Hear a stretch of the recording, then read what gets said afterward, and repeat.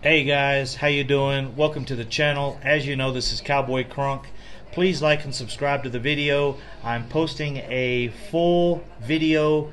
It's about an hour and 20 minutes long. I'm having to break that down into 4 pieces so I can get that downloaded due to the internet here. So there is a part 1, part 2, part 3, and part 4. If you like part 1, subscribe to the channel. Check out part 2, 3, and 4.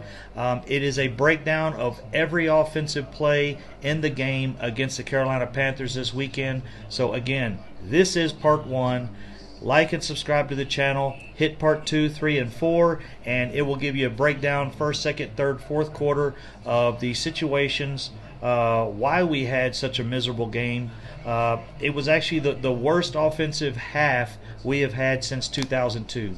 Since 2002, guys. That's we had 0 yards, we had 0 points, and we did not cross the 50-yard line in the first half. So not trying to be too negative. There were a few positive things out there, but really, we need to make some changes on offense, especially with the play calling, the coaching, and Dak Prescott. Jalen Smith didn't play too well, as well as Sean Lee. I will get on the defense later. I'm going to do the same video for the defense. So I appreciate it, guys. Check out the video. This is part 1.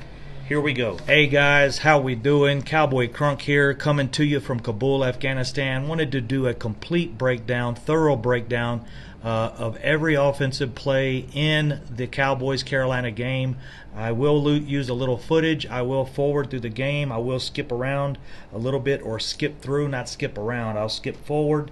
But I want to go over a few things, mainly the coaching in question, which is in questioning, the play calling, which is horrible, especially on third down. I will particularly zoom in on third down, and we'll stop a few plays and break those third down plays down and the play calling. Also, a lack of execution. The lack of execution, which is mainly due to lack of game situation. Ezekiel Elliott played poor. I can show you a few situations where he did not pick up blocks properly, where the linemen did not adjust to the blocks properly, adjust to blitzes, and also where in certain run situations it looked like just Ezekiel Elliott just didn't have his game, and that all goes right back to not having enough 100% full speed game situation and walking into game 1. Literally, to me, it's like they just took game 1 and said, let us forfeit game 1 and use that as a preseason game, because we don't need to prepare for that. We need to make sure everyone's healthy for game 1. Well, you know, being healthy is one thing, but you also got to be prepared, and we were not prepared for game 1, and that's on multiple situations. Like I said, I'm going to go through this every play on offense. There's some plays that were kind of a wash. We'll skip those. I'll forward through those. But this video should be about 35-40 minutes, and it's going to show you every play with a breakdown that was important, the third down situations, and everything. And bigger than anything, Dak Prescott. He did not play well. He played extremely. Actually, he played horrible, guys, and I think he can change that. If you're a Dak fan, I'm a Dak fan as well, but he was not prepared. It's not completely his fault, and you know, you're going to do what the coaches say. And his coach, Kellen Moore, the amazing quarterback coach that couldn't become a quarterback. I don't see how you can be a quarterback coach if you couldn't be a quarterback. It makes no sense to me.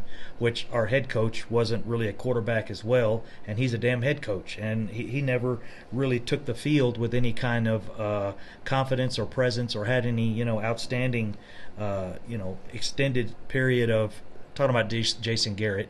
As you guys know, he was the backup to Troy Aikman, and never really amounted to anything, and he's a head coach. So we'll move forward on that stuff. But the thing is, Dak Prescott is not a veteran.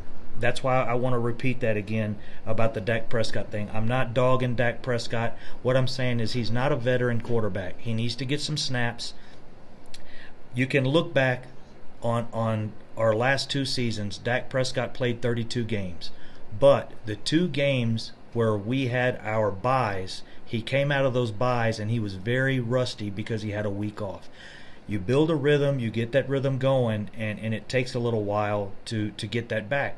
Even on taking a week off. That's just part of the situation, especially if you're not a veteran quarterback. The veteran quarterbacks are going to come in and be able to perform with a week off. That's not a problem. But younger guys, they need their reps. So you can't do anything about the buys. But if you guys remember, in 2016 when we were headed into the playoffs, we had a bye. Before the bye, we had the Philly game, and Dak Prescott didn't play very much of the Philly game. So then we went into the bye for the playoffs because we had won the division. We went into the bye, and basically Dak had almost 3 weeks off. And this is the situation here. He had 3 weeks off. So against the Packers, he had 3 weeks off going into that playoff game. He did not play well the first half. So same situation now. He did not play well in the first half at all. Second half, he picked it up a little bit. So one more thing on first and second down. This is the intro still. I'm going to get the game rolling. First and second downs, we did very, very little. Also on first and second downs, we had penalties, which put us in bad situations. We're not a team that can respond from a 3rd and 17 or a 2nd and 20 or a 2nd and 26 or 3rd and 26, which is what we had here. We just don't have a playmaker to do that anymore. Dez was our really only big playmaker that could do it before, and right now we haven't found that guy, Rico Gathers, which didn't suit up, which was ridiculous. I have no clue. I guess it was a punishment. Well, he punished the whole team, and that's how it goes, I guess. But Rico Gathers didn't suit up.